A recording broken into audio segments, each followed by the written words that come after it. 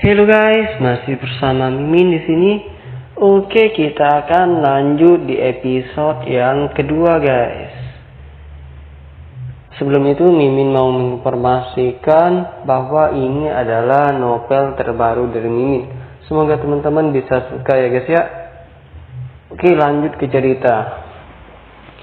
Pagi mulai menyingkringkan cahayanya, tetapi pada saat itu hati Tia sangat sedih ketika seseorang yang sangat dia cinta berada tepat di depannya dengan keadaan yang kritis. Yang berada di depan Tia sekarang adalah sosok ibu yang paling Tia cintai. Selama ini dia hanya hidup dengan ibunya, karena sang ayah sudah lama meninggal ketika dia baru menginjak usia 15 tahun. Dia merasa begitu sedih dan sangat terpukul ketika mendengar ibunya yang satu-satunya mengalami kecelakaan di saat ibunya lagi berjuang untuk mencari nafkah. Ibu Tia hanya seorang penjual koran yang ada di pinggir jalan lampu merah. Dikarenakan keadaan ekonomi yang sangat minim, membuat ibu Tia harus berjuang sekuat tenaga. Nama ibu Tia adalah Ibu Nina. Ibu Nina hanya bertempat di rumah yang bisa dikatakan tidak layak, karena hanya bertempat di gubuk yang kecil bersama dengan anaknya yang begitu cantik, yaitu ialah Tia. Sebenarnya Tia memiliki dua saudara. Maksudnya dua saudara itu sama dia. Dan Tia adalah anak kedua dari dua saudara tersebut. Kakak Tia yang bernama Deo telah meninggal ketika Tia sudah tamat SMA. Jadi ini Tia sudah tamat SMA itu sekitar umur 17 tahun guys. Dan membuat mereka sekarang hanya tinggal berdua saja dengan ibunya.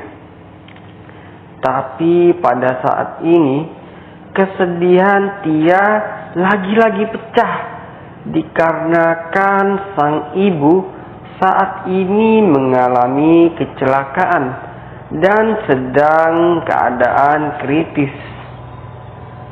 Tia semakin menangis terseduh-seduh ketika dia mengingat kejadian-kejadian yang telah ia lalui. Di saat Tia larut di dalam kesedihan, tiba-tiba seorang laki-laki mengetuk pintu dan ingin izin masuk ke dalam ruangan. Dengan isyarat dari Tia, ia pun langsung masuk ke dalam ruangan. Laki-laki itu bernama Deno. Dia adalah seorang pria yang sudah menabrak ibunya Tia. Tapi kejadiannya tidak seperti yang kita kira. Kejadian yang sebenarnya hanya ibu Tia dan Deno yang mengetahuinya. Tapi pada saat itu Tia belum tahu siapa sebenarnya Deno, dikarenakan kesedihan yang sangat mengganggu Tia. Tia pun hanya bisa menangis tanpa henti melihat ibunya yang sedang terdiam kaku di depannya. Deno pun hanya bisa diam meratapi ibu Tia dan juga Tia. Ingin rasanya Deno menjelaskan apa yang sudah terjadi. Tapi rasanya Deno tidak ingin ada kesalahpahaman antara dia dan juga Tia. Dia hanya ingin dan berdoa semoga Ibu Tia bisa segera cepat pulih dan sembuh. Dengan itu semua, barulah Deno bisa menjelaskan apa yang telah terjadi sebenarnya. Oke, kita berganti ke tempat yang berbeda. Dede, sapa Gagah setengah terkejut ketika Dede menepuk pundak Gagah di saat ia lagi mengejar wanita yang tadi sudah menabraknya. Gagah pun menanyakan kepada Dede, ada keperluan apa dia sampai pergi ke rumah sakit? Ada perlu apa deh sampai repot-repot datang ke rumah sakit? Emang ada keluarga yang sedang sakit ya? Tanya Gagah. Dede pun setengah kaget ketika sang direktur di perusahaannya langsung bertanya seperti itu. Dede pun menjawab dengan kepala tertunduk. Maaf Tuan, tadi saya melihat ada seorang ibu-ibu yang mengalami kecelakaan di hadapan mata saya. Dan saya adalah saksi mata atas kejadian tersebut. Jadi saya mengikuti sampai ke rumah sakit ini. Gagah pun langsung teringat dengan wanita yang menabraknya tadi. Dan ia pun langsung bertanya lagi dengan karyawannya yang bernama Dede. Maksudnya gimana itu? Bagaimana kamu bisa menganggap dirimu sebagai saksi?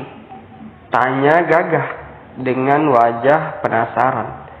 Dede pun menjawab, saya melihat ibu yang lagi berjualan di lampu merah. Tiba-tiba seorang wanita yang dengan sengaja mendorong ibu itu terjatuh, sehingga membuat sang ibu tertabrak mobil yang berada di depannya. Jawab Dede dengan wajah yang tertunduk. Mendengar itu semua, reaksi Gagah pun berubah panik dan langsung mengajak Dede untuk mencari pasien yang baru saja datang. Karena Gagah tahu apa akibat selanjutnya ketika keluarga sang ibu yang tentunya pasti akan menganggap sang penabraklah yang salah. Karena Gagah sudah pernah berada di posisi itu dan juga ia pun langsung teringat jelas kejadian yang juga pernah menimpa dirinya dahulu. Oke guys, cukup sekian dulu dari Mimin. Jangan lupa support terus channel Mimin ini guys. Kemarin sempat ditolak monetisasi, tapi nggak apa-apa guys. Saya tetap semangat. Saya Mimin. Bye-bye.